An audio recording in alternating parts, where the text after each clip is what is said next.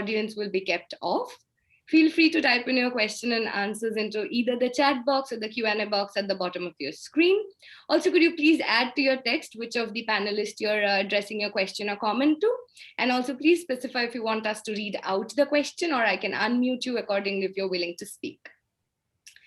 So intellectual history and political thought in recent times has taken a global turn in an attempt to move beyond the dominance of the nation and the modern in historical analysis. The most significant intellectual contribution of these works have been to question the globality of intellectual history traditions, and in turn urge scholars to introduce spaces beyond the Anglophone world within the realm of intellectual history as fertile grounds of ideation. What does this global turn in historiography mean for the works and ideas of those thinkers who have been traditionally studied by historians of ideas and have in turn attained a privileged positionality? This panel will seek to explore the ways in which we can rethink the history of canonical philosophy from non-Anglo-centric, non-elite vantage points. To chair this fascinating panel, we have with us today Professor Robert Yelle joining us from Munich. He is a professor of religious studies at LMU Munich. He received an AB in philosophy at Harvard in 1988, a JD in philosophy at the University of California at Berkeley in 1993, and a PhD in the history of religion at the University of Chicago. He has received fellowships from the University of Toronto, the University of Illinois, NYU Law School, and John Simon Guggenheim Memorial Foundation. He's the author of several monographs, including most recently Sovereignty and the Sacred, published in 2019, and the co-editor of, among other volumes, titled After Secular Law, published in 2011. Our discussant for this panel is Dr. Ananya Vajpeyi, joining us from Delhi. Thank you so much. Dr. Vajpeyi is a fellow and associate professor at the Center for Study of Developing Societies, New Delhi.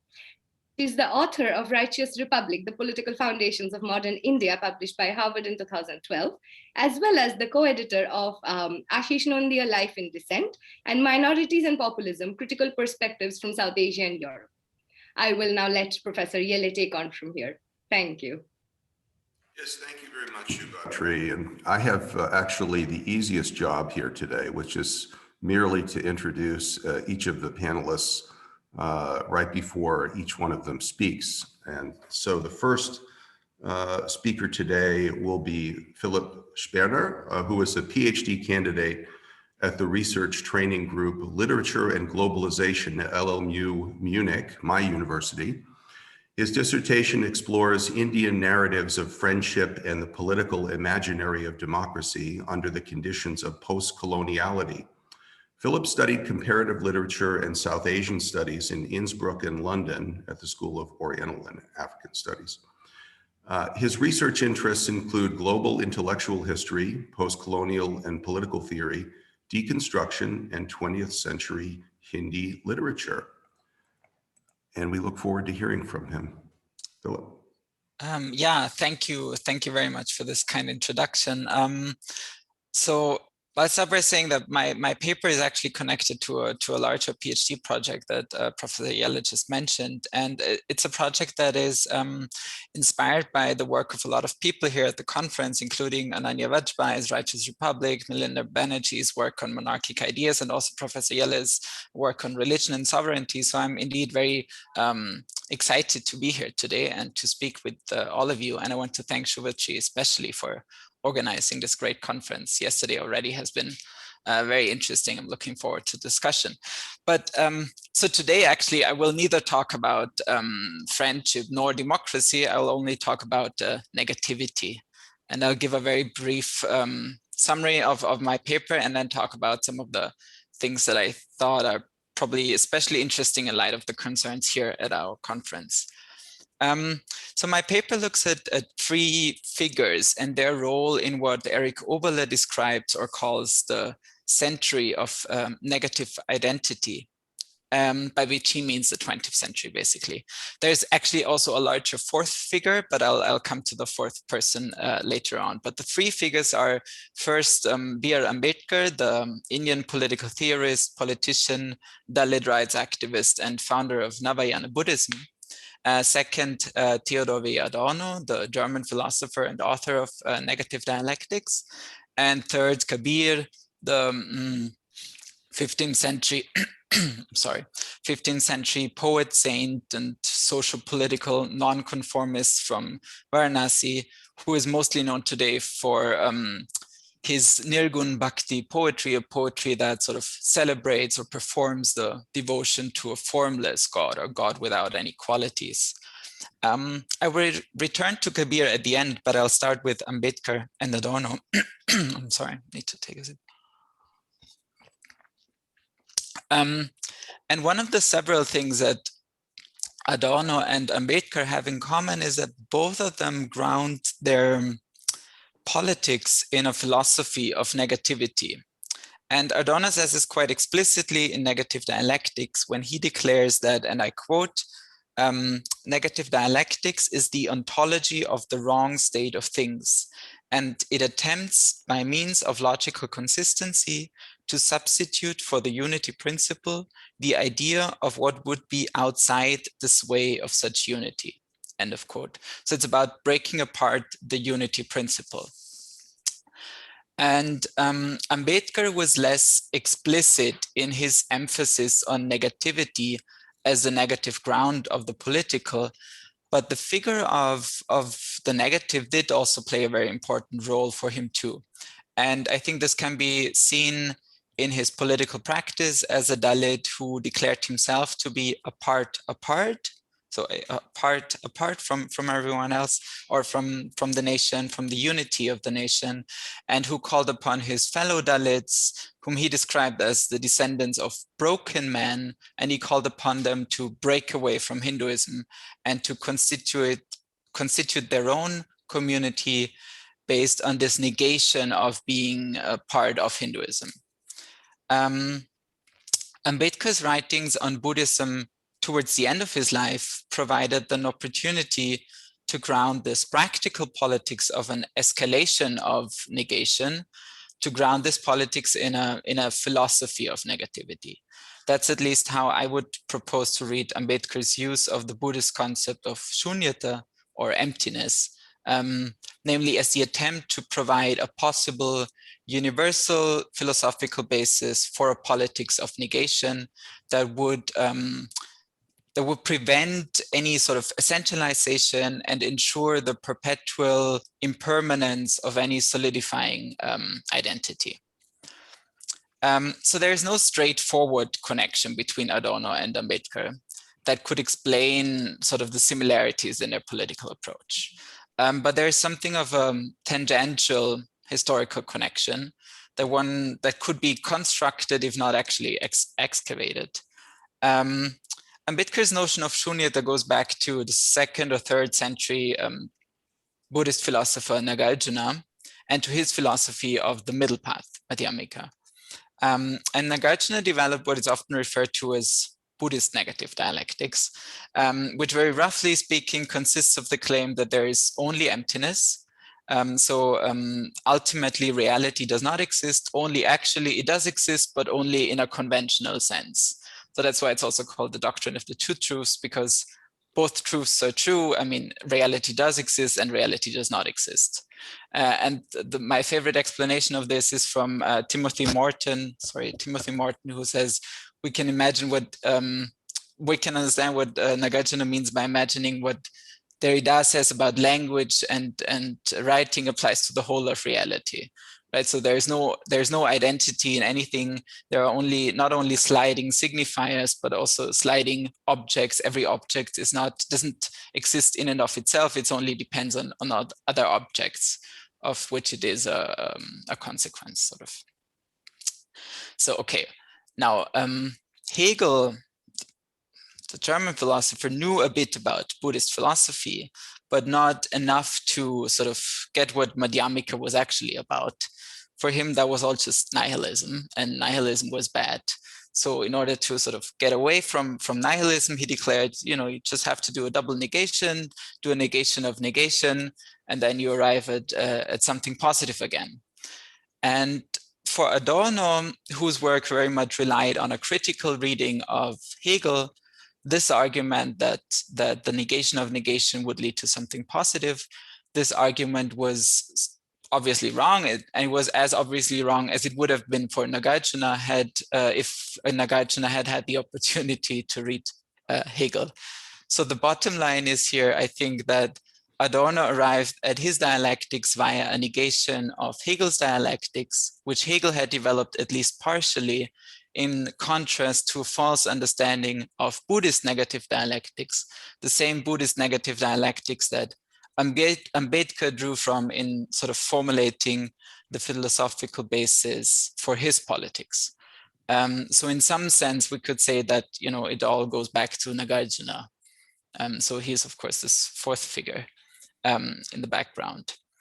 But we could also construct an alternative history of Ambedkar's negative philosophy.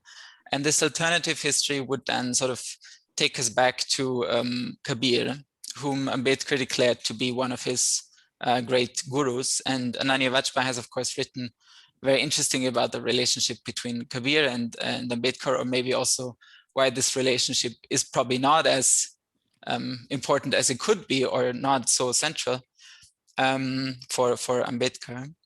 But because there is not so much time, I won't go into the sort of details of the differences and similarities between Shunyata and, or the negativity of Shunyata and the negativity of Nirgun Bhakti, you know, the devotion to a formless God. But there's, of course, like both work with a certain sense of negativity. But in any case, I would argue that the most radical sense of negativity in Kabir is probably not so much sort of the actual Nirgun Bhakti, the devotion to a formless God, but more sort of the way he uses language, namely as a way of sort of, well, you could say annihilation of duality, of meaning even. And this is something that is very hard indeed to trace or even talk about, which is again something that I think Nagarjuna and Kabir would probably agree on. And I want to end sort of the summary. I'll talk a bit about some things that I find interesting, but I want to end the summary by giving you a quote of both of them. So I'll just share this, try to share this screen. I hope this works. Yes, I hope you can see that. Yes.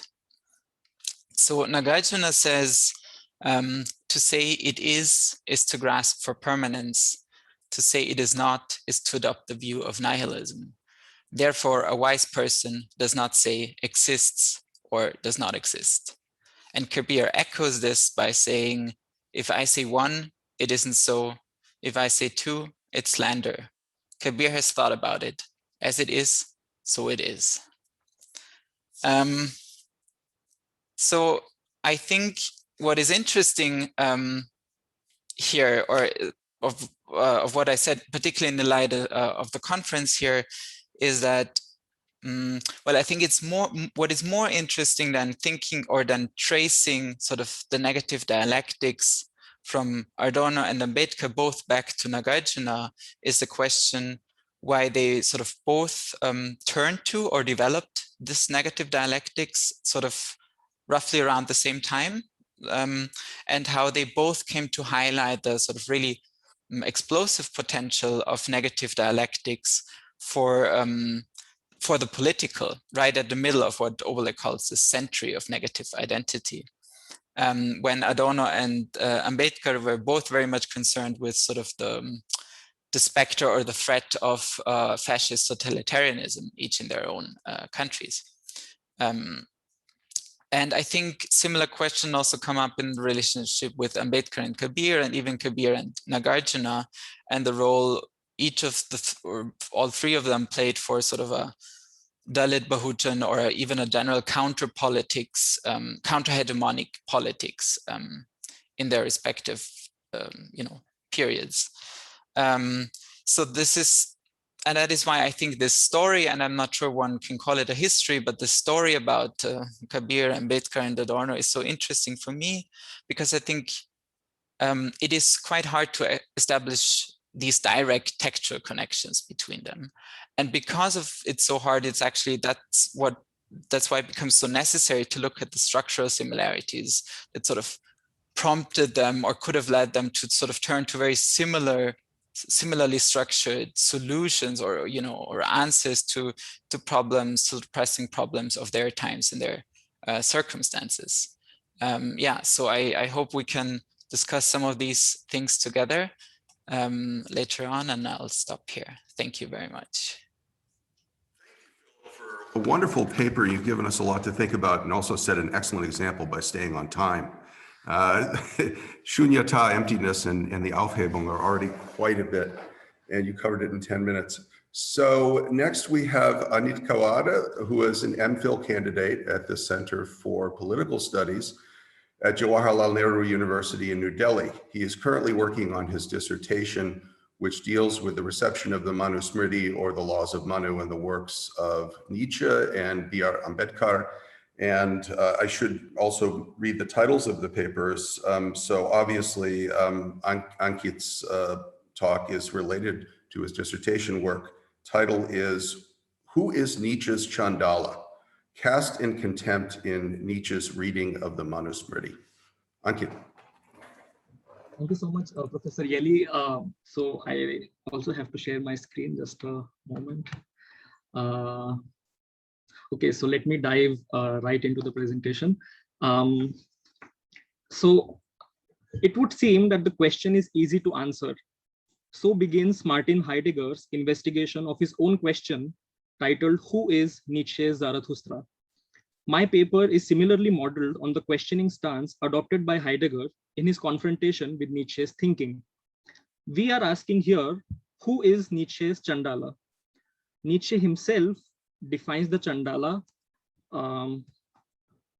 as the non-caste man, or the hodgepodge man, end of quote, in his Twilight of the Idols, one of the many references to the Manusmithi that exist in his writings. The names of Zarathustra and Chandala carry different epistemic priorities within Nietzsche's thinking. He spends far less time and space discussing the latter.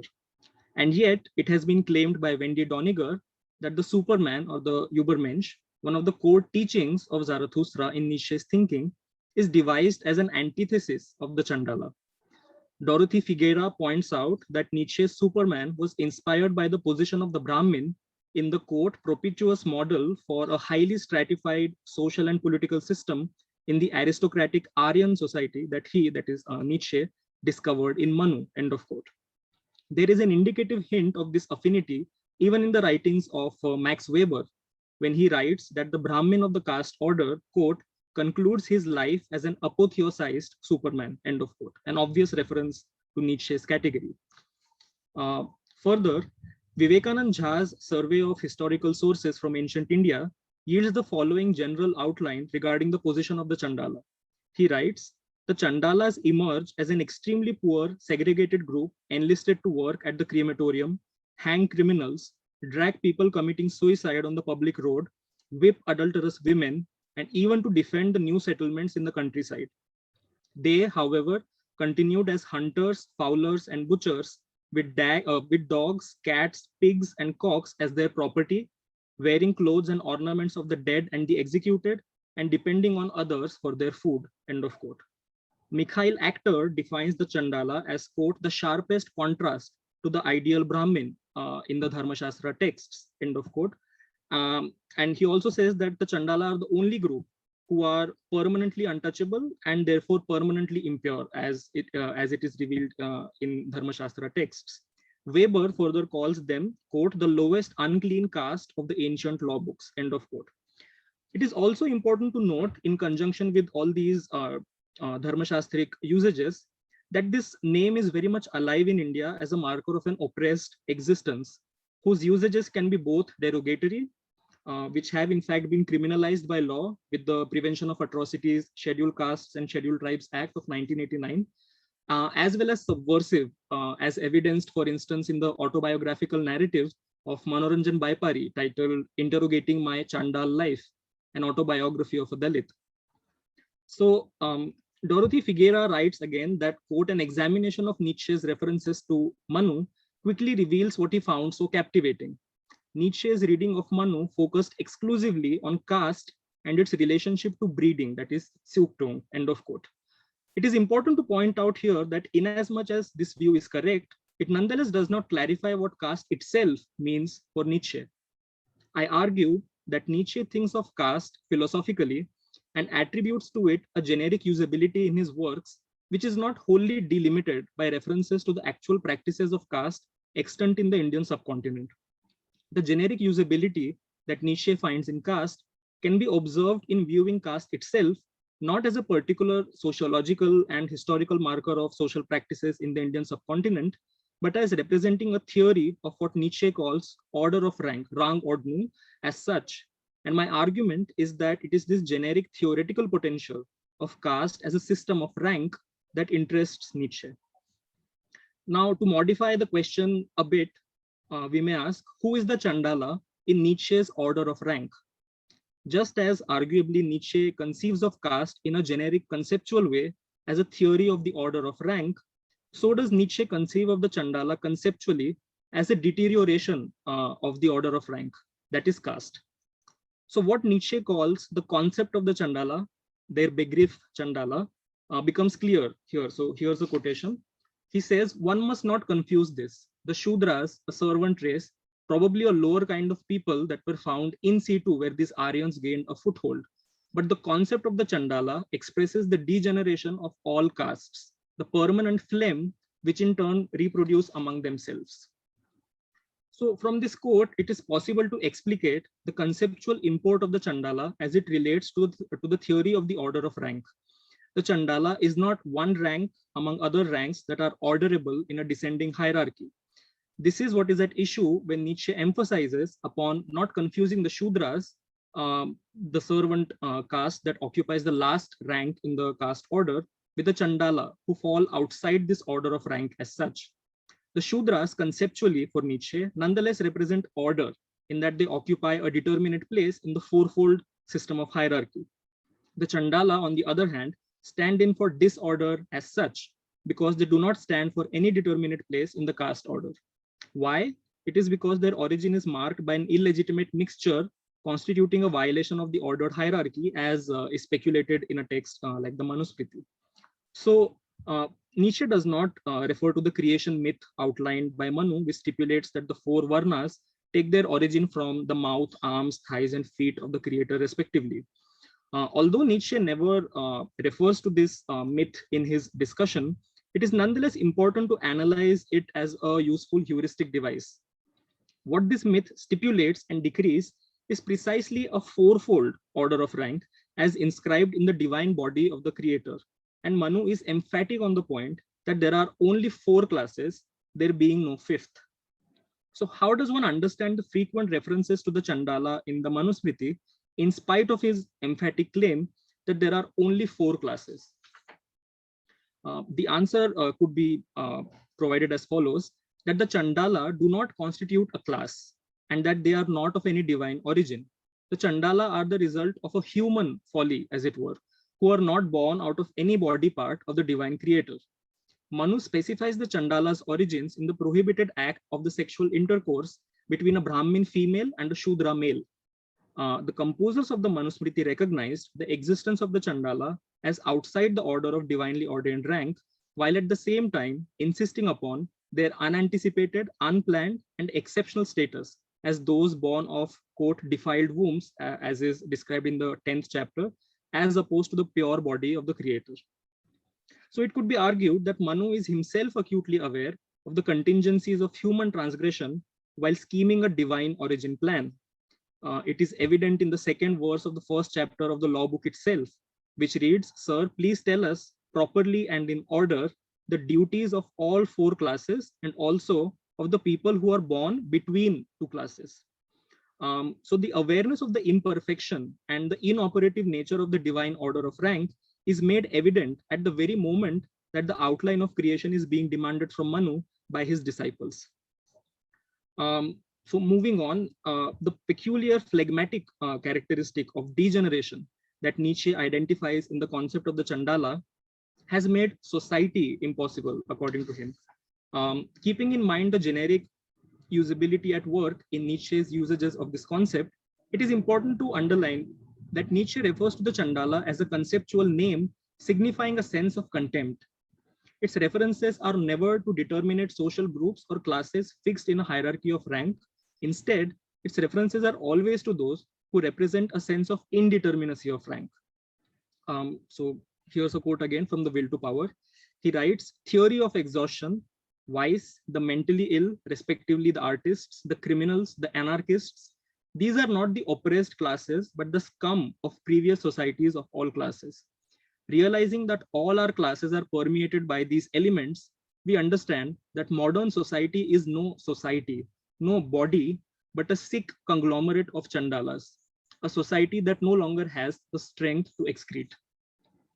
It is important that this sense of indeterminacy gives Nietzsche's usages the same ring as that of Manu's references to what are described as the confused classes, because for both the problem of the Chandala signifies the breakdown of the order of rank, in spite of noting that Manu's theological justification is different from Nietzsche's physiological one. Moreover, the sense of indeterminacy also enables the scum to overrun all social distinctions and permeate all classes, rendering society impossible.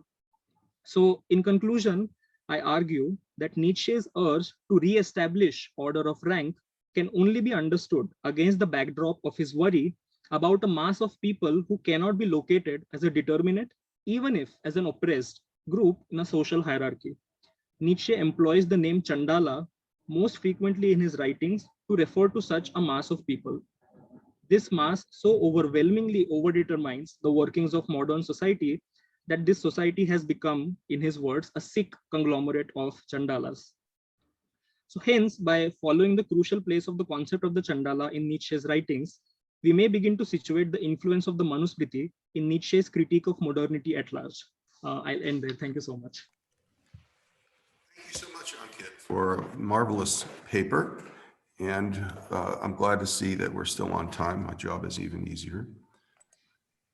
So next we have Antaripa Bharati, who is an MPhil candidate at the Center for Political Studies at JNU. Her dissertation is on the political thought of Navayana Buddhism involving a conceptual study of the text, The Buddha and His Dhamma, authored by Dr. B.R. Ambedkar. And the title of her paper today is Ambedkar's Buddhism, a New Model Towards Universalism. Antaripa. Thank you for that introduction. The paper that I'm presenting today attempts to look at the themes of universalism, internationalism, generalism, etc. in the works of Ambedkar, who, as we know, it was one of India's most formidable political theorist and practitioner. And this paper in particular attempts to do this by primarily looking at Ambedkar's advocacy of Buddhism and the philosophical commitments grounding that decision. How I proceed to do this is by presenting two different templates of comparison from within Ambedkar's own work, one of which is a case of comparison between Hinduism and Buddhism, and the second between Buddhism and Marxism. All of this with the intent of making clearer Ambedkar's concern for universalism. So before we proceed to our sections on comparison, it might be helpful here to note the broader contours of Ambedkar's project vis-a-vis Buddhism. Now, in the unpublished preface to the text, The Buddha and His Dhamma, Ambedkar informs us that his project towards a proper understanding of Buddhism is set out in a total of 3 books, which include The Buddha and His Dhamma, Buddha or Karl Marx, and Revolution or Counter-Revolution in Ancient India. Now, in announcing the set, a project is laid bare, a project that Ambedkar undertook in his later writings at finding a religious and political alternative to Hinduism, which is not just a suitable alternative, but also a universal one. Now, read in continuity, these texts reveal different aspects of that urgency that Ambedkar had in attempting to leave us with, though not as inheritance, the standards of an ideal society that was unprecedented in the history of the nation. So though the alternative was found in Buddhism, even here it was not simply a case of, say, inheriting existing traditions in Buddhism, but reinvigorating the tradition in a way that was to become new, becoming Navayana or the new vehicle. In the subcontinent, Ambedkar's choice of Buddhism can be said to have developed within a larger ecosystem that saw the revival of Buddhism, mostly of the Theravada kind, in the late 19th century, especially in South India through the works of Ayodhyadas, etc. Now, this context can help one understand that Ambedkar's ideas did have a precedence in the subcontinent's history. And yet one can notice the departure that marked this new variety of Buddhism that Ambedkar had inaugurated. Now, in addition to this, one can also associate Ambedkar's choice of Buddhism to its global character as a faith, as it traveled beyond India to many other parts of Asia and the West. It is important to note here that despite choosing Buddhism as the religion to convert to and seeing it as the proper way to uplift a large section of the nation's population, Ambedkar never tied Buddhism to nationalist aspirations and never even once showed any inclination in wanting, for instance, a Buddhist nation state. Now, there was instead an aspiration to a kind of internationalism that scholars like Soumyavrata Chaudhary have, of course, pointed us towards in their works, where in viewing the faith as universalizable, this found its explicit utterance in a speech that Ambedkar gave on his visit to Kathmandu for the World Buddhist Conference in 1956, which previously Untitled was later titled Buddha or Karl Marx, where he compared Buddhism to Marxism, taking the latter as its world historical opponent. Now, situating Ambedkar within this global resurgence of Buddhism helps us see how Ambedkar's choice, say, wasn't as idiosyncratic or as a complete rupture as it is sometimes taken to be. I'll now move towards the comparisons that I have to present in this paper. So with the first case, Hinduism and Buddhism, which is a case of opposition. For this, we can begin by looking at Ambedkar's discussion of Hinduism in the text, The Buddha and His Dhamma. Now here, while inquiring about the nature of the ideal society that Hinduism proposes, Ambedkar states, and I quote, "The ideal society prescribed by the Vedas is by the name Chaturvarna, and the three conditions that such a society had to satisfy were that it had to be composed of 4 classes, the interrelations of these classes were to be regulated by the principle of graded inequality, and that each class was to engage itself in an occupation assigned to it by birth." Now, owing to this definition, Ambedkar asks whether such a society could be ideal in nature. Answering in the negative, he states that the reason that such a society could never be ideal is because inequality was its official doctrine. Now, what I take this to mean is that Ambedkar argues that inequality in this case was not just a matter of historical outgrowth, that it was not as if Hinduism began with an axiom of equality and through history, submitting to its contingencies, ended up with an unequal society, as some may argue for Marxism post the Soviet experience. But for Ambedkar, this was not the case with Hinduism. So the present day inequality that can be observed in the Hindu society was not a product of history, but a fundamental tenet of the religion itself that it actively held on to. Now, one can speculate then this might be the reason why Ambedkar chose the vocabulary of annihilation and not reform when it came to restructuring the caste society. Now, drawing from another episode from the Buddha and His Dhamma, which exhibit Ambedkar's concern for universalism, one can mention the Asalayana Sutta, where a Brahmin goes to Buddha to make a case for the superiority of the Chaturvarna as an ideal society. Now, what is interesting here is the question that Buddha poses to such a case, which Ambedkar states, and again I quote, "If your Chaturvarna is an ideal society, why is it not universal?" Now, what this question again directs us to is towards this measure. The measure for something to be considered ideal is that it has to be generalizable, that is universal.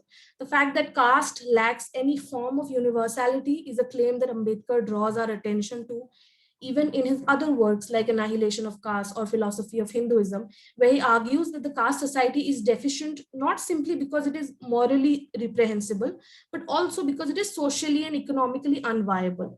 So tying one's birth to one's action fails to live up even to the bourgeois principles of efficiency and profit. Now, given this unnatural character of the Varna system, which was both compulsory and arbitrary in Ambedkar's words, Ambedkar argues that such an organization perpetually faces what he calls the problem of the transgressor. Now, where unless there is a penalty attached to the act of transgression, men will not keep to their respective classes. Lacking in any inherent goodness, the system of Chaturvarna has to be enforced by law.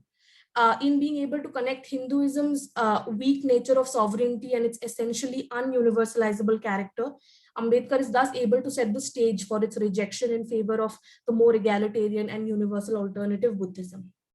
Now, when it comes to Buddhism and Marxism, now this is not a case of antagonistic opposition for Ambedkar. However, it is this comparison that makes this measure of universalism the most explicit.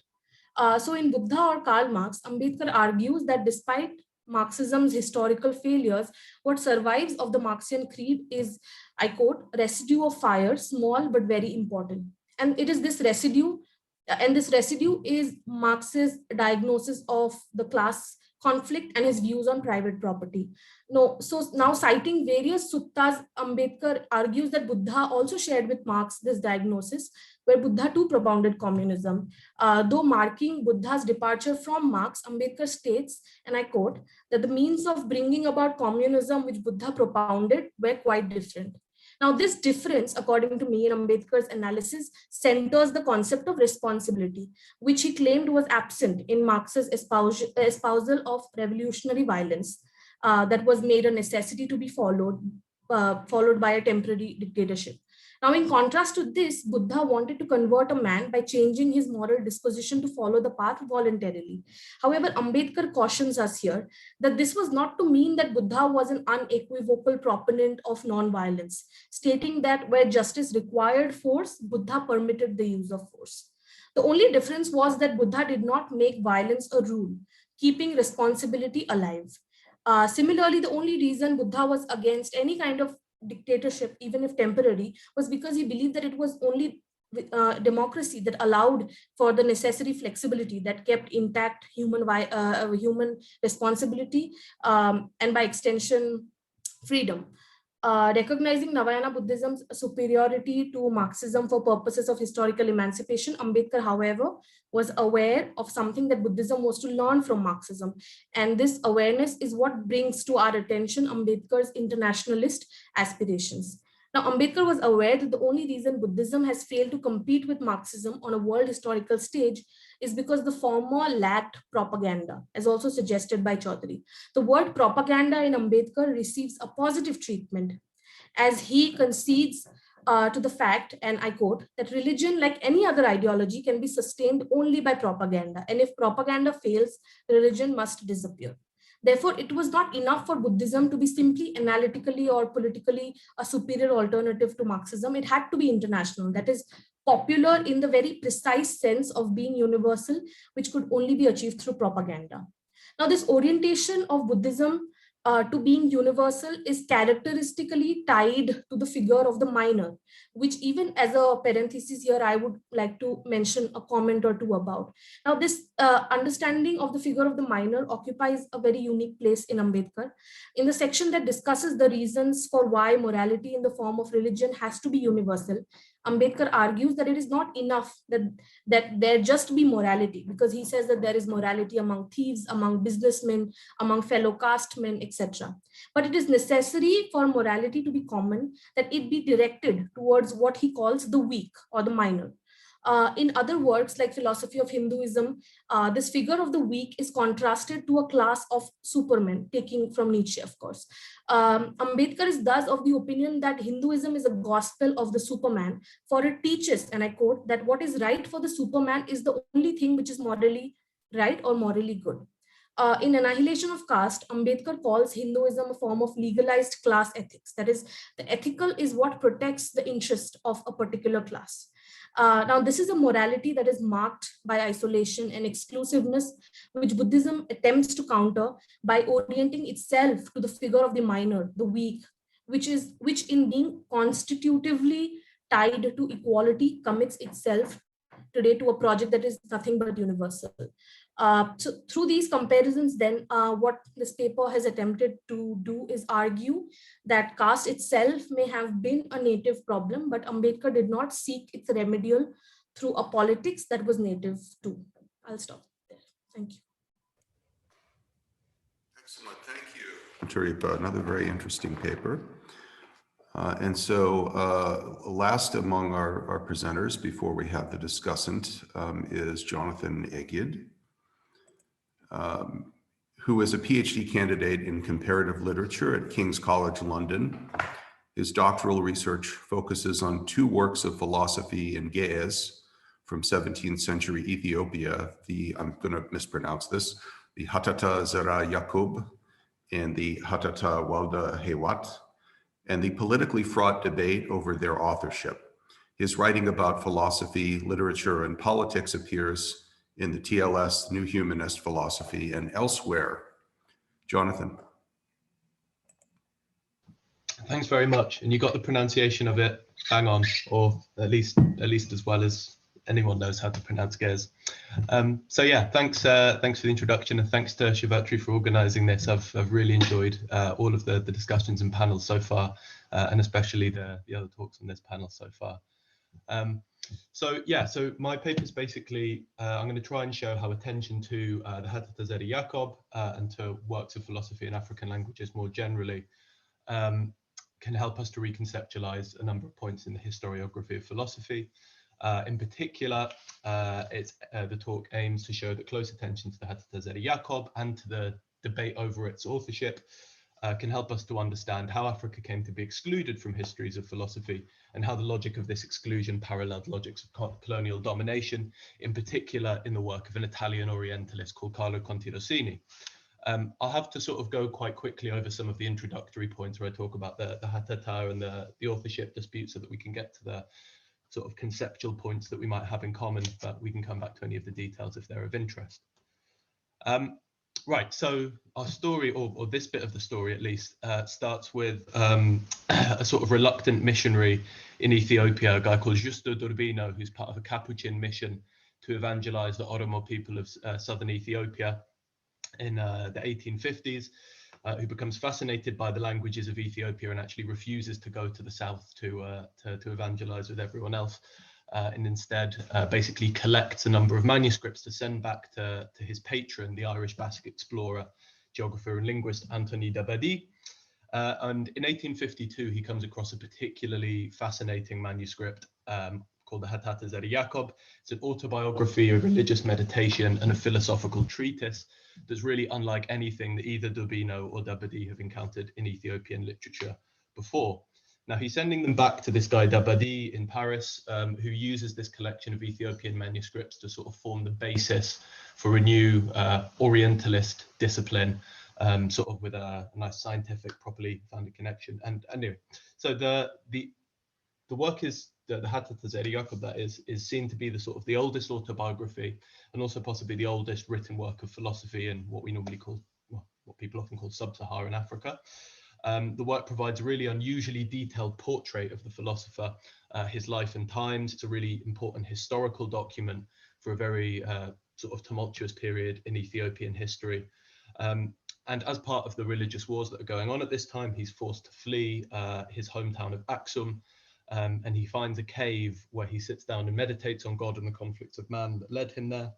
And in this philosophy, which is sort of expounded in a sort of big middle section, there's a sort of introduction to the autobiography and a sort of closing section of his later years. And in the middle, there's this big, there's a section where sort of in the form of a prayer, it's all in the second person addressed towards God. He outlines a system of metaphysics, epistemology, and ethics that are grounded in a sort of a single principle of what we might call the goodness of natural creation and a theory of ethical and moral, an ethical and epistemological vision, where we can literally see, given the natural light, to use a phrase which people often use when they're comparing him with Descartes, we can see what is right and what is wrong, what is true and what is false. And it's been seen by a lot of people that there are some fairly remarkable implications to a 17th century work of rationalism from Ethiopia, namely that this is composed almost exactly the same time as Descartes' Discours de la Méthode, to the point that Claude Sumner, the original English translator of the work, has claimed that modern philosophy began in Ethiopia at the same time as in England and France. Now, if this is the case, not only will many of our, many lazy assumptions about African intellectual history have to go out the window, but a lot of our understanding about the birth of modern philosophy will as well. It will be an African event as much as a European one. But as of the start of this year, I think there are 3 monographs published on the Hatata in English, and peer-reviewed articles wouldn't exceed 2 dozen. So why has no one heard of the Hatata Zera Yakub? So once Dabadi, the collector of the manuscripts, dies in 1897, his collection of manuscripts is bequeathed to the Académie des Sciences, and in 1902 get deposited to the Bibliothèque Nationale. The Ethiopians of Europe sort of flock to visit this amazing new collection, and a number of them are struck by the really unique text. There's a Russian scholar called Boris Turayev who begins giving talks about two Abyssinian freethinkers. It's in St. Petersburg, and at the same time a German philologist called Enno Littmann translates the work into Latin and gets it better known in Western Europe. But just as it starts to get this sort of broader acceptance and interest amongst mainly philologists, but also amongst some philosophers, two articles are published by the Italian Orientalist Carlo Conti Rossini, who seeks to demonstrate that the text could not possibly have been composed by an Ethiopian in the 17th century. But if Zeri Jacob did not compose the Hatata, then who did? Conti Rossini's new hypothesis is that the true author is none other than its supposed discoverer, Giusto d'Urbino. Now, we're not going to dwell on the technicalities of his philological argument, but rather on some of the broad speculations that inform that. And he says that, well, the one point that really is picked up by Turayev, Littmann, and Conti Rossini together is the singularity of the work, right? They don't see anything else like it in Ethiopian literature. And Turayev and Littmann tried to account for this by identifying some sort of external influence. So Littmann thinks that there must have been some influence from Arabic philosophy at the time. He points to a couple of the technical terms that Zeri Jacob uses. And Turayev comes up with a slightly more quixotic comparison, which he thinks it's inspired by the work of the English deist Herbert of Cherbury, which, no one's really taken that up. But Conti Rossini is the first one to suggest that the text comes from outside the Ethiopian tradition altogether, from the influence of, as he puts it, a more civilized agency. Now, Ethiopian culture, according to Conti Rossini, is deeply authoritarian and dogmatic. It doesn't have the space for the sort of free critical thought that's essential for rationalistic philosophy like we get in the Hatata. Philosophy of this sort, real philosophy, is impossible in Ethiopia, according to Conti Rossini. He's not just saying that the text was a forgery, but that no such work could possibly be done there. Now, alongside his work as a Semitic linguist and historian, Conti Rossini was an administrator in colonial Eritrea. And in the early 30s, he published in his status as the preeminent Ethiopisant, an authority on East Africa, an article titled Ethiopia incapace di progresso civile, Ethiopia is incapable of civil progress, arguing that Ethiopia was entirely incapable of developing as a civilization and a culture, and it therefore could, and indeed should, be colonized by a civilizing European power. This was one work in a coordinated program of fascist propaganda that led in 1935 to the Italians occupying Addis Ababa and Ethiopia suffering a brutal 6-year occupation. In 1937, halfway between the conquest of Ethiopia and the beginning of the Second World War, Rossini receives the Mussolini Award from the Accademia Nazionale di Scienze for his services to history and the moral sciences. Now, after the publication of the second of these two papers, debunking the Hatata, almost all of the European Ethiopian studies community come around to accepting Conti Rossini's argument that the work is a forgery. Now, there's a really interesting history of the debate between the publication of that article and now, but we don't really have time to go into that here. So we'll go on to the next point, which is basically, so the Ethiopianist scholars come around to Conti Rossini's view and they seem kind of embarrassed, right? They're embarrassed that they got it wrong, but they're also embarrassed for what they take to be a kind of naivety, right? The naivety of thinking that this real philosophy or the proper philosophy like this could have come from Ethiopia. Their mistake, it seemed to them, was not philological, but philosophical and historical. They had failed to appreciate that this was not the sort of place that real philosophy could happen. And what I want to do in the rest of the paper is really just to explore how they came to think like this and to think about whether some of the things that led them to think like this are still obscuring our understanding of the history of philosophy today. And what I'll do is basically I'm going to sketch a line of intellectual influence to these philologists rooted in a particular view of the role and history of philosophy and the connection between philosophy and civilization. Now, the idea that these philologists seem to have had by then, and many philosophers and a lot of people in early 20th century Europe, that philosophy is somehow essentially European is a remarkably modern idea. For the ancient Greeks and for early modern philosophers, philosophy begins in the East. Sometimes it's credited to the gymnosophists of India or to the Egyptians, perhaps to the Chaldeans, the Zoroastrians, maybe even the Druids. According to these narratives, philosophy is not invented by the Greeks, but transmitted to them by a vastly more ancient and learned people. These histories of philosophy, far from excluding Africa and Asia, locate in them the birthplace of philosophy. Now, one way of thinking about how we end up with a Eurocentrism in the history of philosophy is to see it as there being a move from a sort of Hegelian cultural monadology, in which cultures are independent, coherent, perfectible on their own terms, to a Hegelian cultural teleology, in which cultures are understood to be stages in a historical process that get evaluated according to how far advanced they are in this process. Now, between these two views, there are two big challenges to the German philosophers who are working in this context, right? One of them is an external challenge, and this is the challenge of more works appearing in Oriental languages, in Sanskrit, in Persian, and Chinese, of philosophy. And these scholars had to sort of try and, they were all compulsive taxonomizers. It's the influence of Kant to fit every philosophical system into a particular sort of super system. And they had to decide really whether they were going to try and include these works in it or not, or to dismiss them as mythology, perhaps, or folk wisdom or something else. And the internal challenge on the other side is the battle over what philosophy was going to be taken to be even within the German university. And one tool that they used in both polemics for the external and the external problem was the creation of these historical narratives to sort of buttress their arguments. And by far the most remarkable and interesting and lasting of these historical narratives is Hegel's one. So Hegel's story marries the sort of conceptual development of philosophy with the historical development of society. History is a rational process that unfolds according to the same logic as the development of the philosophical system. Philosophy, as the owl of Minerva, aims to apprehend its movement. The subject of history is spirit, it's Geist, and it tends towards its essence, which is freedom. And human societies are to be judged according to the degree that they've apprehended the essence of spirit, to the degree to which they actualize their freedom. So we have a hierarchy of freedom, and the hierarchy is intimately linked to a hierarchy of cultural production. So the most primitive, because the most closely connected to the sensuous and material form, is art, followed by religion, and finally philosophy, the most pure and abstract discipline. Now, primitive societies, according to Hegel, are characterized by their art and religion, advanced societies by their philosophy. And the more independent, the more abstract the philosophy is from other cultural forms that conceal its conceptual content, the purer it is and the sign of a more mature and advanced society. For Hegel, to be philosophical is to be culturally, socially, and spiritually advanced.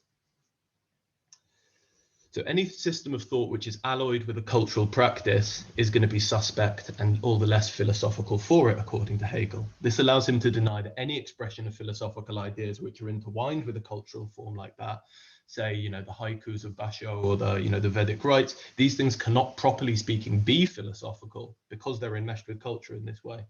And I think this is the first point to really take away in thinking about histories of philosophy, that this idea is something we need to reject. But if there's a kind of chauvinism which is reserved, a kind of chauvinism for anywhere, east of the Bosphorus, there's always a special chauvinism reserved for Africa. For Hegel, Africa is the land of childhood, which, lying beyond the day of self-conscious history, is enveloped in the dark mantle of night. African societies, according to Hegel, are not just unadvanced, they're strictly speaking outside of history altogether. It is an altogether stronger point than before, and it really is quite remarkable that for the philosopher of historicity, to say that something is outside of history altogether is an incredibly dehumanizing sort of point. But anyway, I mean, if history is the progressive self-actualization of the human spirit, if the unfolding of freedom is exemplified by the development of philosophy, then there's a very important connection between philosophy and freedom. Whilst it's far from Hegel's intention, this picture of the relation between society, freedom, and philosophy serves as a convenient justification for colonial domination, especially in Africa. Those who are unfree because they are unthinking, because they're unphilosophical. Those who are unthinking, those with no philosophy, are incapable of being free. Philosophy for Hegel and for many intellectual supporters of colonialism is one of the most important markers of civilization. And the last question that I really want to ask is whether Conti Rossini's two articles on the refutation of the authorship of the Hatata and the denial of Ethiopia's capacity for civil progress are connected in this way. It's not hard to see how in Hegelian terms, the denial of philosophy to Ethiopia goes hand in hand with the denial of its freedom and the justification for colonial domination.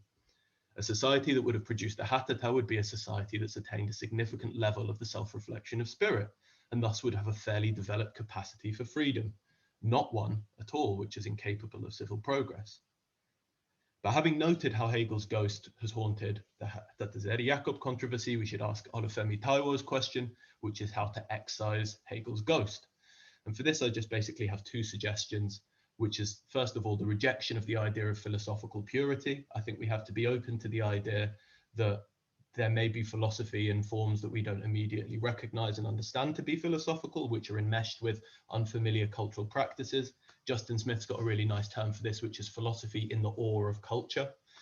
And the second one is to think about, if instead of thinking about philosophy implicitly as a sort of teleology in the way that Hegel does, and it's worth noting that analytic philosophers who reject everything about Hegel's philosophical and metaphysical inheritance still hold on to this way of thinking about things, and that we take seriously a way of thinking about philosophy in terms of a Heidegerian monadology, in terms of the kind of philosophy that, anyway, I'll leave it at that point. We can come back to some of those at the end, maybe. Thank you, Jonathan, for destabilizing the boundaries of Western philosophy. It reminded me to some extent of what Martin Bernal did several decades ago with his book, Black Athena, looking back at classical antiquity and the origins of Greek thought. So now we can hear from our discussant, Dr. Ananya Vajpeyi, who has already been introduced earlier by Subhatri. Thank you. First of all, I just want to take a couple of minutes to thank Subhatri for curating this panel. I mean, it reunites Rob and me. We've been friends for 25 years. But also, I was really gratified by the way that all the papers speak to each other, and that kind of, thematic coherence in a panel is very hard to achieve, especially when it's such a big conference. So congratulations, Subhatri, for pulling that off. I enjoyed all four of these presentations and papers that were sent to me. I wish actually that one could discuss each one in great detail, but that's not going to be possible, given that we also want to leave some time for Q&A from whatever unseen audiences out there. So I'll just literally probably have a few minutes for each one of you, and I'll just go in the same order that you presented. So Philip's paper on the idea of the negative as a basis for politics, and trying to trace that with Ambedkar's thought at the center, trying to look at ways in which this idea of the negative is also available in Kabir, in the Buddha, in Nagarjuna, and in Adorno, right? I think that I think this basic idea is actually potentially very productive, and in fact already has produced a number of interesting lines of inquiry. I think though that there may be some incommensurability between the various terms that are in play, the various categories that are in play in these entirely different moments of the articulation of the negative, right? So if we take Nirgun and Shunya in Kabir, right? Possibly even the idea of Dvaita and Advaita, right? And we set those, up here. And then we say, let's look at Shunyata in the Madhyamika of Nagarjuna. And let's look at the idea of emptiness there. And then we say, let's go back to the Buddha and, the negation of suffering, right? and the denial of any kind of futurity, in a sense. And finally, we look at Adorno, and we look at his negative dialectics. And then we come to Ambedkar and we say, let's look at that undercurrent of negativity that is present in the idea of Bahishkara, the Bahishkrit, outcast, Asprushyata, untouchability, the Dalit who is crushed, the broken man, the annihilation of caste, the ideas of the denial of dignity, of humiliation, all of this kind of spectrum of negative emotions and experiences, as well as a politics of refusal, right, and resistance, and saying no, in that sense, to caste and to inequality and to injustice. If we try and actually, draw this line that Philip is drawing, connecting all these different things, I think there may be some difficulty in joining those dots, as it were, and that difficulty would be philosophical, essentially.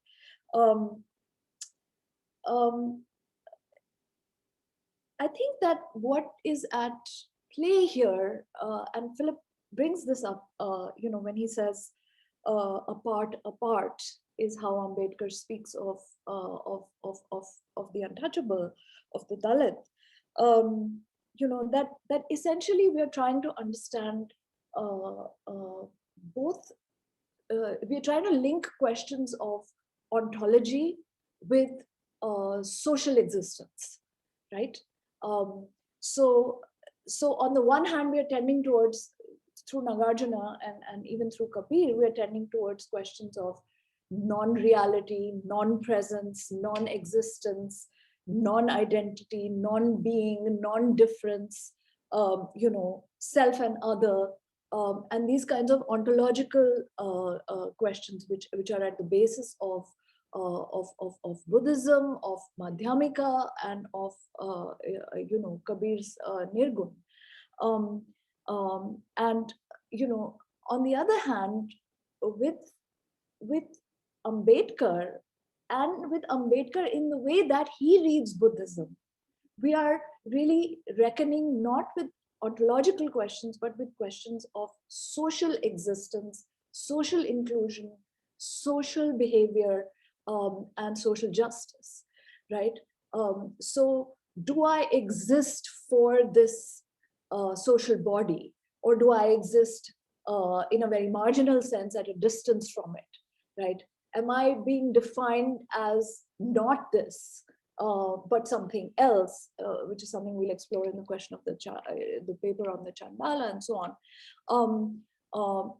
rather than saying that I don't exist at all, right?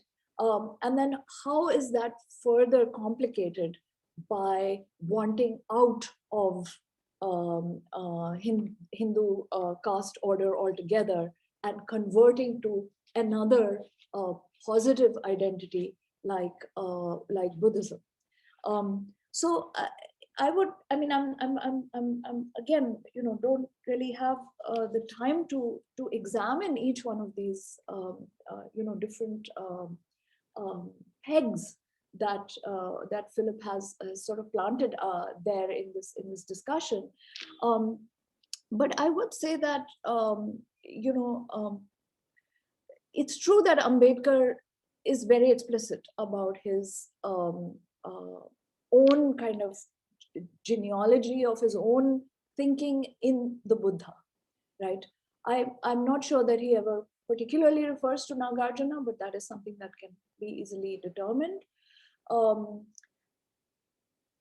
His interpretation of Buddhism is also idiosyncratic, and this is something that I've discussed at great length elsewhere.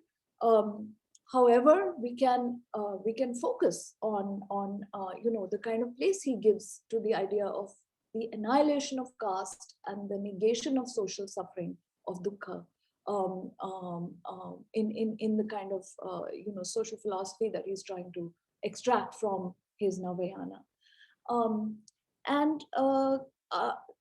As you point out, Ambedkar also says that Kabir is one of my gurus, as is Chokamela, and so on. But again, is that something that is developed in any kind of discussion of the ideas or the poetry of Kabir, or the social location of Kabir, for that matter, as being between Hindu and Muslim, between a learned and unlettered, between a weaver and a philosopher, and so on.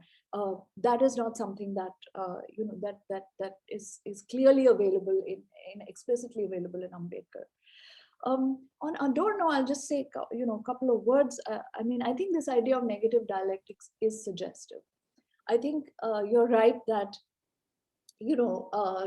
both Adorno and Ambedkar kind of go to New York as a way of escaping from or having some kind of a refuge from the different forms of oppression and trauma that they encounter in their respective societies. As a Jewish philosopher fleeing the Frankfurt School, and Ambedkar, of course, as a young Dalit intellectual and a future leader, going to Columbia University. But I'm not sure that these kinds of serendipitous biographical commonalities warrant necessarily a deeper philosophical convergence. And for that, I mean, I think we simply need more discussion, at least, and I'm sure it's there in your thesis, Philip, but it's not there in this particular, very brief paper that you presented. Okay, I really need to move on to the next. Yeah, I was going to say I may be the only one with the gravitas as well as long friendship with Ananya to do this, but in the interest of preserving time for discussion, we should, Yeah. My next paper is by Ankit. Is that correct? Ankit, were you next? Yeah. Okay. So who is Nietzsche's Chandala? And again, I mean, I'm just kind of struck by the close conversation between all of these papers. It's really quite remarkable and very, very enjoyable, I must say, for somebody who has to look at them together. And what we're really looking at now, this question of the Chandala actually is all over the Brahminical literature, right? It's all over the literary texts of Sanskrit, of Buddhism. This figure of the Chandala, just keeps on reappearing, in the whole history of the discussion of Dharma. Right, and not just in the Manusmithi and not just with respect to Ambedkar. I mean, Rob knows Nietzsche much better than I do, but I would say that I was struck by this vocabulary of degeneration, degeneracy, waste, excreta, phlegm, confusion, the confused classes, this ordnung, right, varnashrama dharma, right, as this kind of monolithic and highly structured totality versus all of this mess of the underclass, the extreme sort of,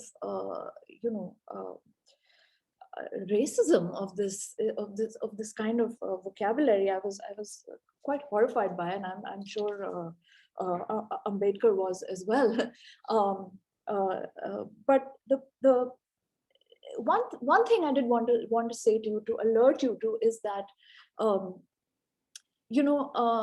the Purusha Sukta, where supposedly we get the first articulation of the origins of the social body, right, does not tell you that the creator himself is is that body. The body is of the first sacrificial victim that the gods are offering. They're dismembering the body of Purusha, they're offering it in sacrifice, and then from these different parts of the body, the different social classes are emerging, right? So there's a kind of anthropomorphic figuration of the social body, and a naturalization of the social order, that the world is already created as, from the very get-go, you know, it already always has these 4 varnas, right? And they are arranged from head to foot in this particular way through the body of the Purusha, who is, again, I emphasize, not God, not the creator, not divine, you know, but the first sacrificial victim. Now, I think this question of Varna Sankara, right, of miscegenation, right, and of pratiloma marriage, that is to say, where the woman is of a higher caste than the man, which is you know, reviled in all of the Brahmanical literature on Varnashrama Dharma. This is something that persists from the earliest phase of the Dharma Shastra literature right up to Ambedkar's understanding of caste, right? Because Ambedkar goes to the heart of the matter, right, by saying that caste is premised. How is caste society reproduced endlessly? Through endogamy, right? So without that principle of endogamy, the entire structure will collapse, right? And that's exactly why, from the point of view of the structure, right, what is emphasized is the absolute, you know, illegitimacy of miscegenation, of cross-caste marriage, right? Especially in a way that also disturbs the patriarchal order, right? So the combination of Varna Sankara and, you know, woman being superior in caste to man, which is Anuloma and Pratiloma, that is what ultimately produces, you know, this uncontrollable proliferation of mixed castes, right? Of which some of the literature is saying that Chandala is one, right? So I think, I mean, this is an absolutely fascinating sort of fixation in Nietzsche, if you know, if indeed it's articulated in this kind of language that you've pointed out in the German. I don't know, I haven't read it, but it indicates a kind of a weird convergence between the stigma and the fear of miscegenation that is already present in the discourse of Varnashrama Dharma, and that Nietzsche is re-articulating in terms of, you know, in somewhat banal terms, I would say, as merely ranked social order or ranked social hierarchy, which is there in all societies, you know, which is quite a dangerous way to, I think, talk about this. I'm sorry, Aniket, I have to move on. Looking now at Antaripa's paper on, you know, what is Ambedkar doing, toying with Marxism, right? But eventually opting for Buddhism in his bid to offer a universal alternative to Hindu identity, which he wants to reject, at least for those who are at the sort of receiving end of caste discrimination, right? Now, I think you know, this is absolutely squarely suggested by, as you said, Ambedkar's own schema of these books he wanted to write, these arguments he wanted to make, of which only the one actually fully got fleshed out, right? Which was the Buddhist one, and I think that you know, there's a lot to be said for why Buddhism did become indeed a universal world religion, right? Especially in the period, you know, of the first millennium, or from the time of the Buddha or the time of Ashoka at least, right throughout the first millennium, right? It did have, in fact, you talked about propaganda at one point. It did have very successful forms of circulation and of self-projection, right? And this is why it travels all over Asia, right? It travels in many languages, it travels through many sects, it travels through many architectural forms, through texts that are translated, across languages, through monastic orders, through embassies, through edicts. So forms of, the spread of Buddhism are actually much better than modern forms of propaganda, right? Which you could argue it in a sense lacked. And surely Ambedkar, and I've written about this at great length, but he was also working in a context, in a historical context of the early 20th century, first half of the 20th century, when you have a number of Buddhist, Protestant, and reform and modernizing movements, not just in India, but all over Southeast Asia and in the West, right? So you have an Orientalist interest in Buddhism. You have the modern translation into European languages of a great deal of the Buddhist canon. And on top of that, you have all these new kinds of Protestant Buddhism, which are arising in Southeast Asia, in India's neighborhood, right? And within India, you have figures like, Rahul Sankrityayan, like, Dharmanand Kosambi, and many others, right? Who are essentially involved in this revival and revisiting and reform of this ancient creed. And in that sense, Ambedkar is very much part of that moment, right? Of course, he's creating the Navayana specifically as a rejection of the Hindu caste system, right? And therefore has his own kind of hermeneutics. But the kind of mass conversion that he manages to pull off in October 1956. I mean, Charlie Hallisey says this is the first in the history of Buddhism ever that such a massive collective moment of the adoption of the faith occurs, right? So truly that kind of universal force is something which Ambedkar himself really is effective in bringing to what he had hoped would go on to be a real challenge to Orthodox Brahminical Hinduism. And finally, I'm sorry, I have to stop there, although I would have liked to say more. And again, Rob would be an excellent person to talk to about how you need the law, what the law and sovereignty mean in the context of imposing a caste system, which is part of the Hindu social order in Ambedkar's reading. You should talk to him more about that. And finally, to Jonathan's really interesting paper.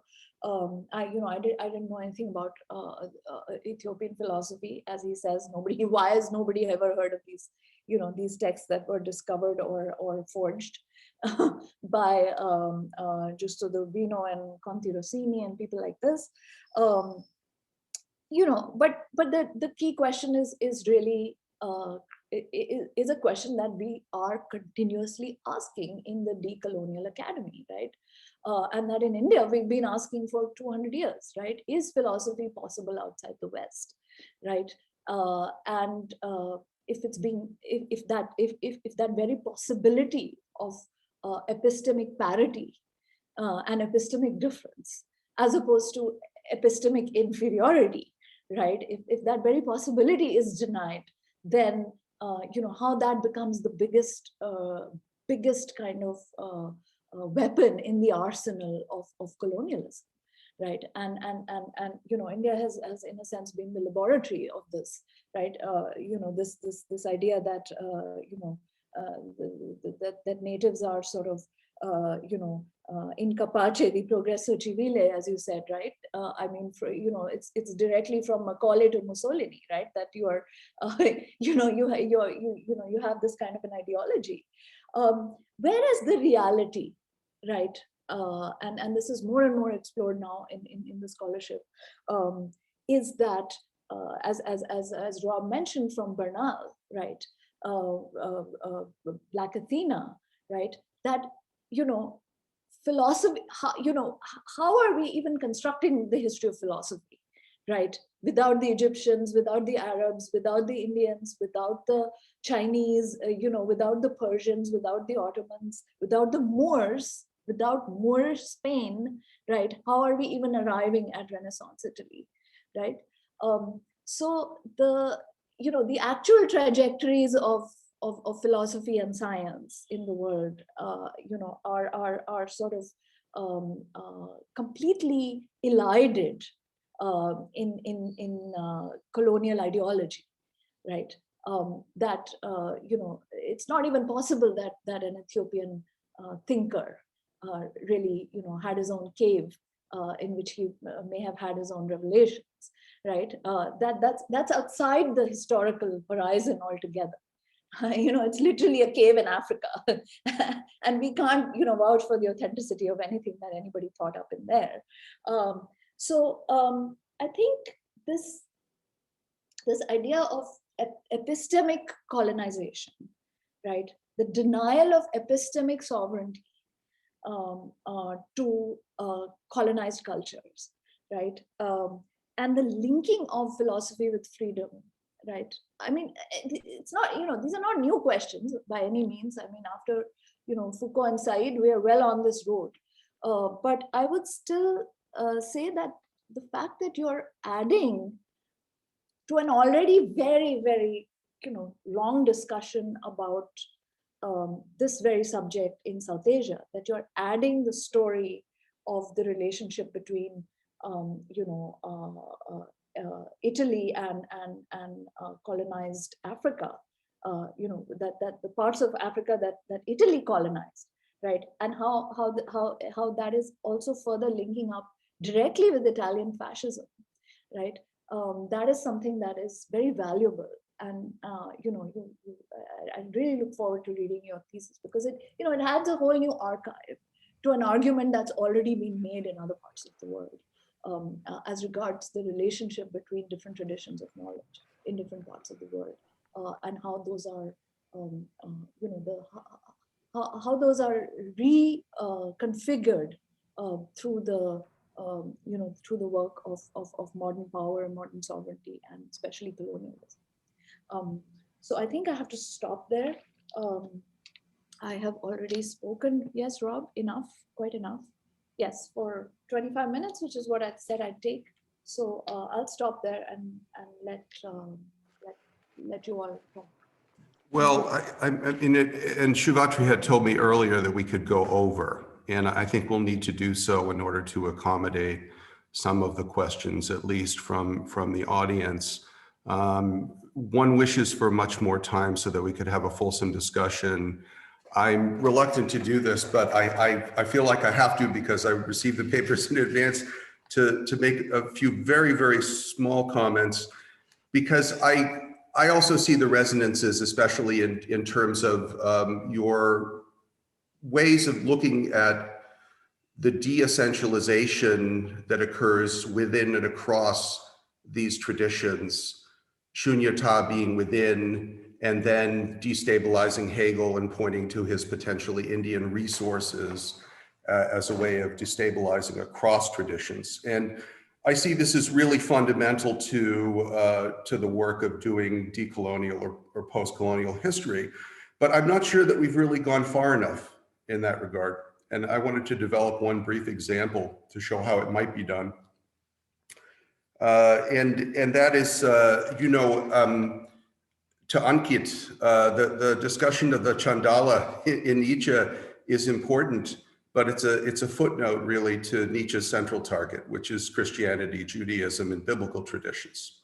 And I'm struck by what you rightly point to in his account of the Chandala as a kind of scum of the earth, lumpen proletariat, and what the Egyptian historian Manetho says about the Hebrews, or the Osasif Moses figure as described by Jan Assmann, as an alternative history of the Mosaic Revolution as a kind of slave revolt, which of course is exactly what Nietzsche refers to it as, Sklavenaufstand.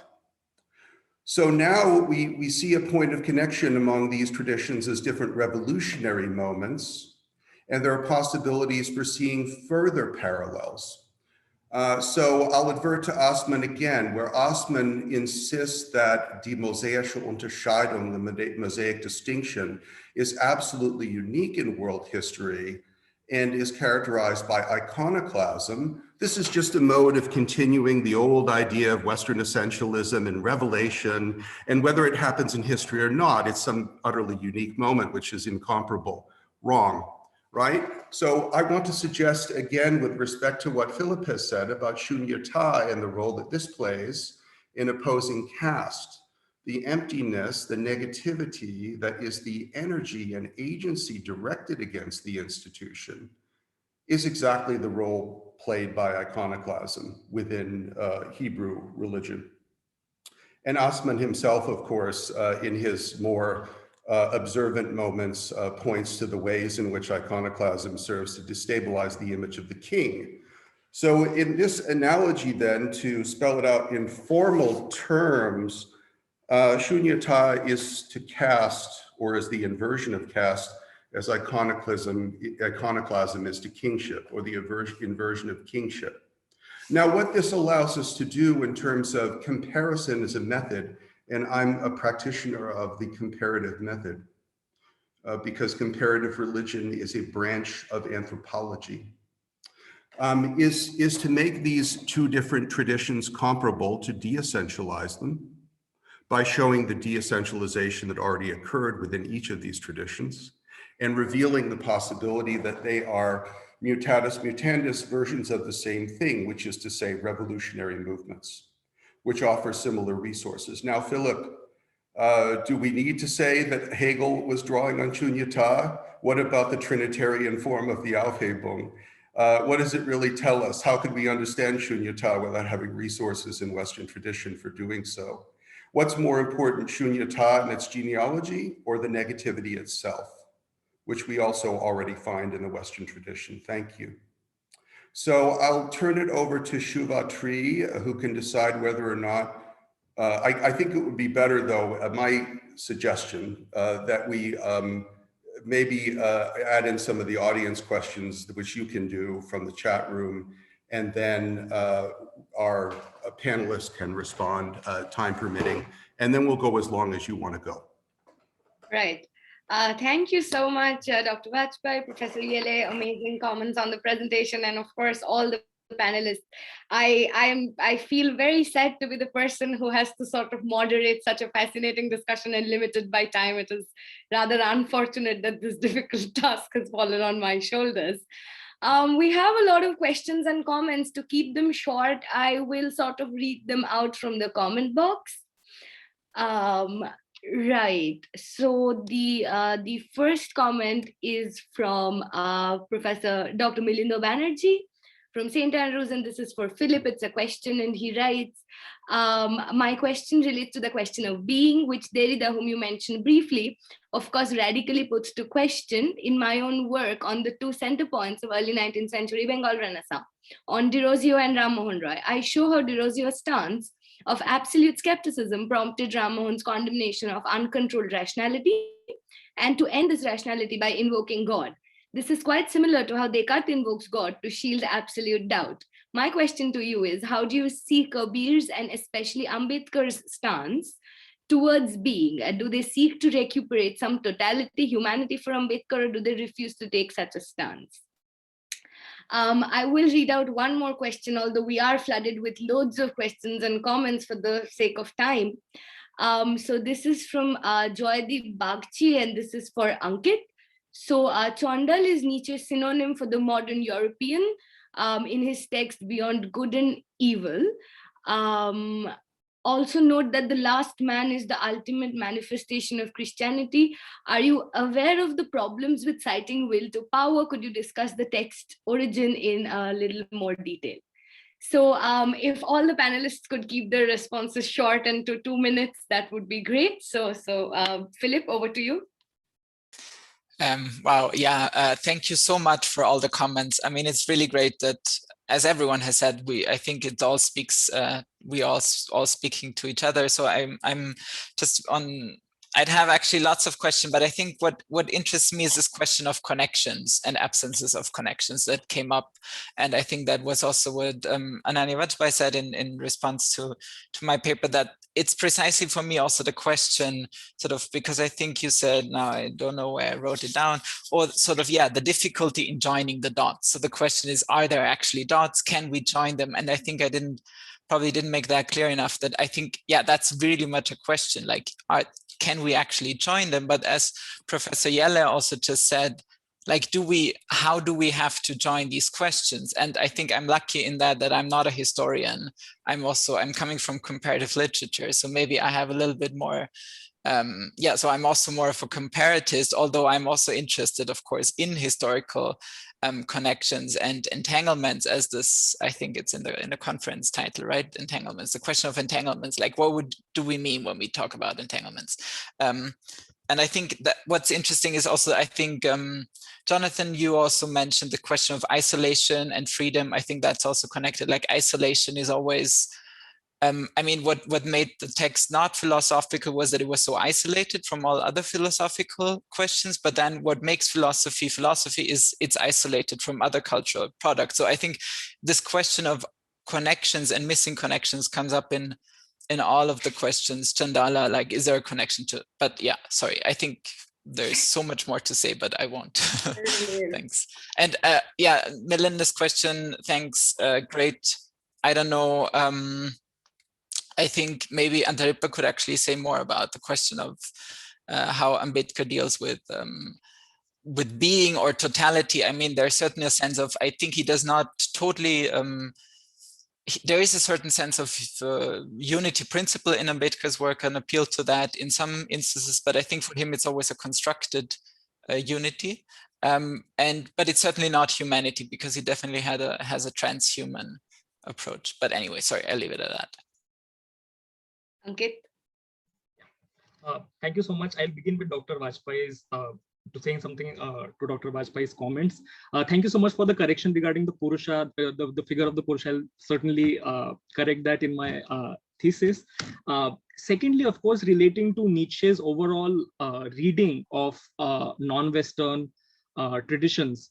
I think there's been a lot of work on this area, where people like David Smith, Wendy Doniger, Annie-Marie Etter have in detail pointed out that Nietzsche's reading of the Manusmithi is so flawed and so incorrect, so to say, also because he relied not on the more reliable German translation of the Manusmithi by J.C. Huttner, but a French translation by a colonial officer from Pondicherry, Louis Jacolio, which has been thoroughly discredited by German Indologists.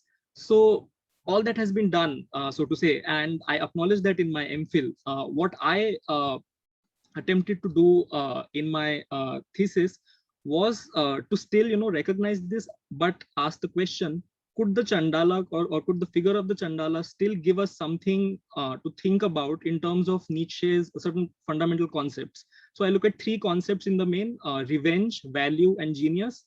And I try to look at most of the references to the Chandala in Nietzsche's writings to think about how do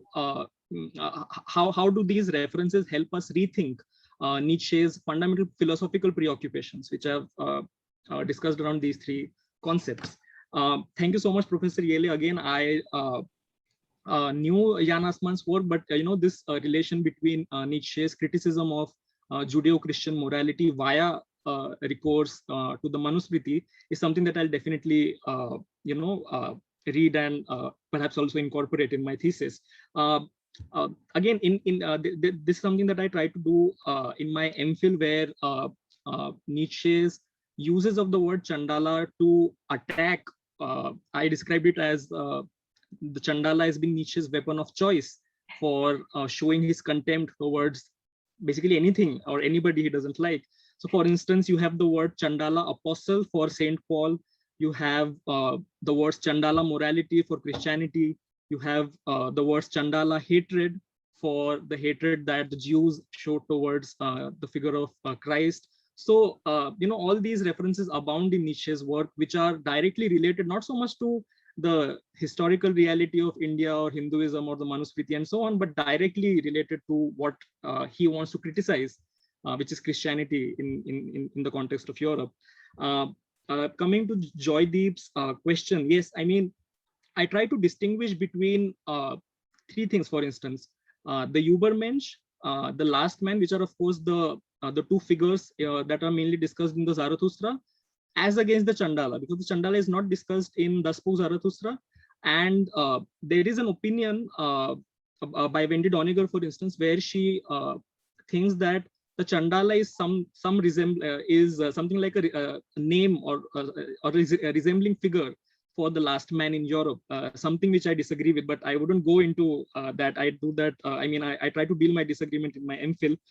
Secondly, yes, relating to the discussion, because I also cited the portions from the Nakhlas, for instance, the unpublished notebooks of Nietzsche, Will to Power and the Kritische Studien Ausgabe, both of them being that. So I sort of take, again, a term that has been used in the panel today, a middle path towards not following either extremes of saying that, okay, all of Nietzsche's unpublished works are unreliable, they should not be, referred to. Something that is the line taken by Walter Kaufmann, for instance. And on the other hand, the other extreme, which is represented by Heidegger, which says that it is actually Nietzsche's unpublished notebooks which show the real, or sorry, the essence of what Nietzsche's philosophy was trying to do. So I sort of try to take a middle path and between these two extremes and rely on both unpublished and published sources. Yeah, I'll end my comments. Thank you so much. Antaripa? Thank you everyone for your comments, especially Dr. Vajpeyi. I think you've pushed me to think further and harder on this question as to, despite Ambedkar's belief in Buddhism's universal potential, why has historically it not been able to produce that kind of an effect? And I do recognize that, and that's another area to think about. And regarding propaganda, I think the fear of lacking propaganda comes from the historical reality of Buddhism's disappearance from its home country before its revival, say in the 19th century, which I think is addressed at great lengths in Revolution and Counter-Revolution, where Ambedkar argues that Brahmanism, by being a counter-revolution, succeeded in completely eliminating Buddhism from the subcontinent. So I think there is that fear in Ambedkar's mind, and it's right that I think he's in fact looking to seize the historical opportunity that late 19th century, early 20th century provided with Buddhism's revival. And I agree that this was the larger context under which he was working with Buddhism. So he still had that fear of it not being effective enough if there was no propaganda to back it up because of the historical precedent of the counter-revolution by Brahmanism that he has addressed in his work. I also see a couple of questions in the chat box. I think I'll just briefly answer Joydeep Bakchi's question. For my source of the words dictatorship and democracy, I have taken from Ambedkar's speech. I have relied on Ambedkar's speech that he had given in Kathmandu. So I do not have the Buddhist sources now, unfortunately. And also, as a reminder, I think it's important to not conflate Ambedkar's interpretation of Buddhism with the Buddhist canonical work and the sources that exist for that, because they're like Dr. Vajpeyi has said, there's already a debate on whether his interpretation was authentic enough, to which there are people who agree and disagree on both sides.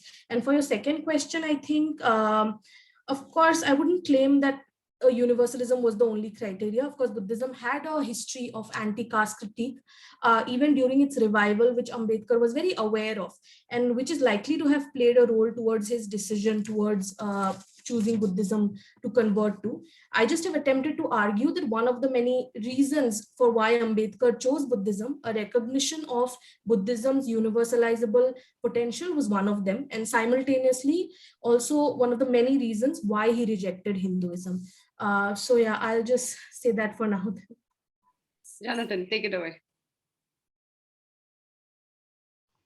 Yeah, brilliant. So thanks for all of the comments on this, and I'll definitely pester. I mean, anyone who has sort of suggestions for reading up on the idea of, on the sort of the precursors that you'd mentioned in terms of India's laboratory for thinking about the whether philosophy is indeed possible outside of Europe and all of the rest of these discussions. And I suppose the thing that I've been focusing on is, well, in this paper at least, was how we got to think about Europe as being as think about philosophy as being something fundamentally Eurocentric. That it would be very interesting to think about how we were starting to be able to get out of this particular sort of trajectory, and the fact that it's not something that people have done particularly well in terms of getting out, in terms of the way that histories of philosophy continue to be written, doesn't mean that there's plenty to say about the sort of initial stages out of the cave. I mean, I'm trying to sort of use this as one part of a more general inquiry to think about how writing a truly global history of philosophy would be possible, because we sort of went from this, Plato to NATO story. Well, first there was Thales, and there's 1,000 glorious years of ancient philosophy, and there was this thing called the Middle Ages. No one really did anything good, and apparently the Arabs were translating stuff. Then Descartes came and saved everything, and we sort of, went on from there. So, people have started to realize that, you can't really just say that anymore. You're leaving a hell of a lot out. So they tack on a chapter at the end saying Indian philosophy, Chinese philosophy, and maybe a waste paper basket concept called African and, South Asia, one of these other sort of empty categories. And what I want to try and think about doing is, without going in with the assumption of, well, every culture has to have a philosophy because it would be nice if they did, to think about a methodology for really examining the various different manifestations of more or less abstract thought. I mean, one of the big questions is whether you need to have a prior definition to then go and look at stuff, to then decide whether the things you find indeed conform to that or not.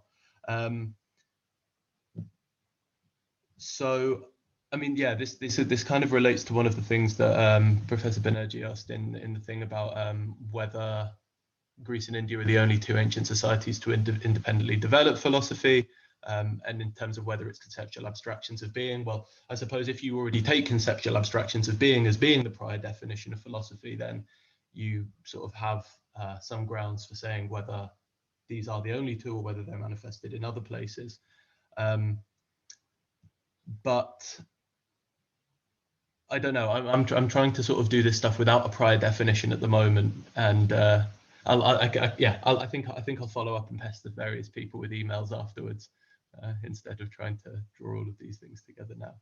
Right. It is a pity that I cannot put in my own thoughts and questions. I have many, many thoughts on the presentations and on Dr. Vajpeyi's amazingly involved comments and Professor Yelle's insights as well. But we're really, really strapped for time. So I just want to quickly thank everyone for making this discussion so enriching and so insightful. And thank you for joining us from all over the world.